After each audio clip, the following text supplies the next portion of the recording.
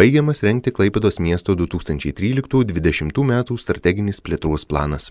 Gyvenimas be tokio plano, tai, sakyčiau, navigacija audringoje jūroje be kompaso ir be jokių kitų orientyrų. Aš manau, kad tai tiesiog yra būtina, neišvengiama ir norint pasiekti tų ambicingų tikslų, kuriuos tame plane užsibrėžėme, aš manau, turėsime labai daug ir intensyviai dirbti. Dokumente nustatytos artimiausių 7 metų uostamiesčio plėtros gairės.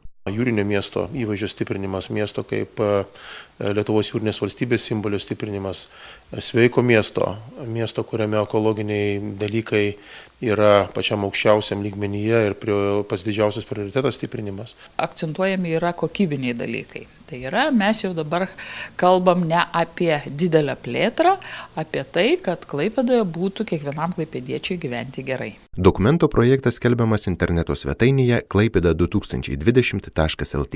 Gyventojai raginami teikti savo nuomonės ir siūlymus. Klaipėdos miesto strateginis plėtros planas parengtas ES ir Klaipėdos miesto savivaldybės administracijos lėšomis.